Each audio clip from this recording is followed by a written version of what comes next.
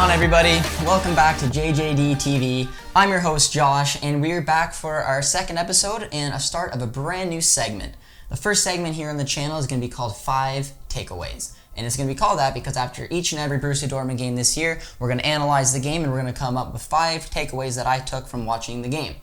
So looking at this, and because it's the first one on the segment, Borussia Dortmund has played already 2 exhibition games. They beat Altach 6-0 and they beat Austria Wien 11-2. So 2 pretty solid games for Borussia Dortmund going forward. So from watching those 2 games, I'm just going to take out 5 big takeaways that I want to talk about, and we're going to get it started. So looking at the very first takeaway I had from watching the game was the formation. And a lot of you guys know from last year watching Borussia Dortmund play, we played to start off the season with a 4-2-3-1, and we switched into a 3-4-3, mainly because we had the 2 best wing backs in the game. Hakimi and Guerrero are absolutely fantastic, and they had double-digit goal contributions to each of them. They were absolutely sensational.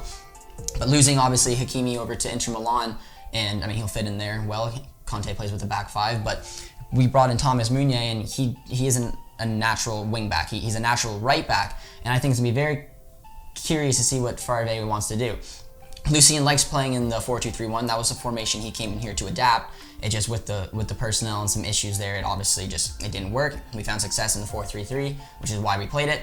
But looking at the first game against Altach, they played in the 4-2-3-1. So I'm very curious to see what's going to happen if he finds success in that 4-2-3-1 and switch back.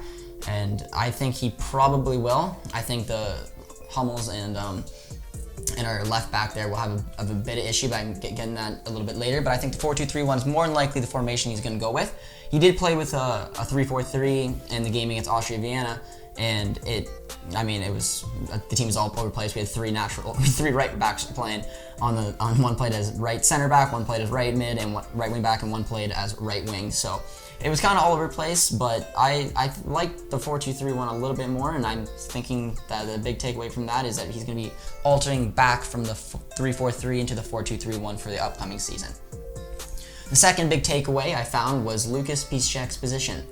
Obviously, you guys know Lucas is getting up there in age. He's now approaching his twilight careers. He's only probably got a couple of seasons left. He was a phenomenal right back for us. He's always been a phenomenal right back for us. But last year, you guys had seen him transition into the right central back position, and that's just because of loss of pace. We had Hakimi out on the side, tearing that side up, and just having Piszczek out there covering Hummels. He's still got a decent amount of speed, but I was curious to see him when they played in the 4-2-3-1, he played as that right central center back.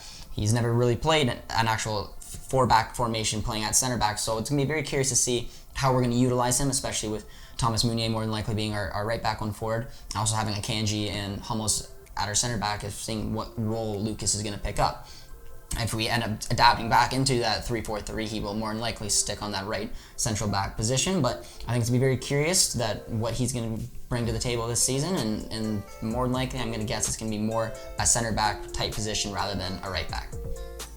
Looking at our third point today is a great point, and that's Jude, and he is something else. Getting that 17-year-old coming in from Birmingham City has been sensational. He had that key takeaway in the Altach game to set up Gio's first goal, and then in this next game he had the most composed finish for a 17-year-old you ever see.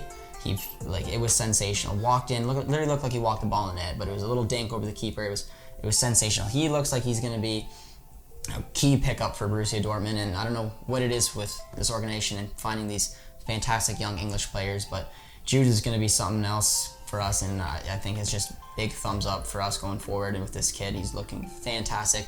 He'll more than likely play in that central defensive mid position, but he definitely has something going for him offensively as well. Looking at our fourth point, we're going to take a look at the left back position.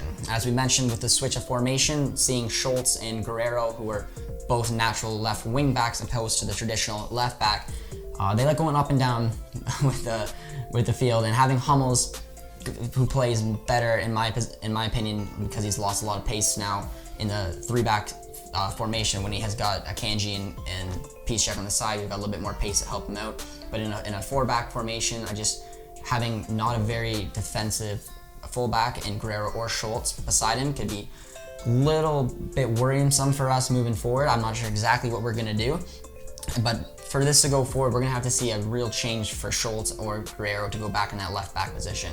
Guerrero was very attacking. We've seen it last year, and he's always been able to go up and down the field and even play in that center mid position if he wanted to for Dortmund. But he has played left back, a natural four-back formation when he played for Portugal and when they won the Euros. So we know that player's in there. I think Guerrero, in my opinion, should start as our starting left back.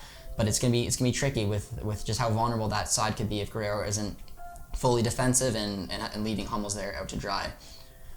And with that, we look at our fifth takeaway, and that is Haaland. Erling Haaland looks like he is in for a fun season.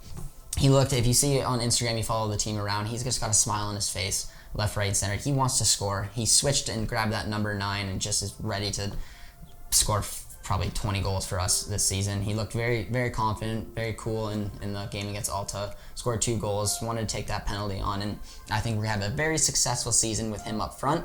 I think he's looking very, very much forward to playing a full season, night in, night out. He just can continue to develop his game. He's 20 years old, and the kid is already sensational.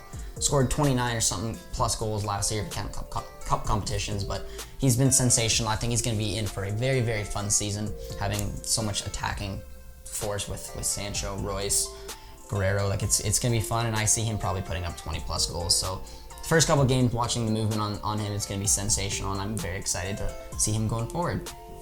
And with that, guys, is our first segment of 5 takeaways when we analyze those games.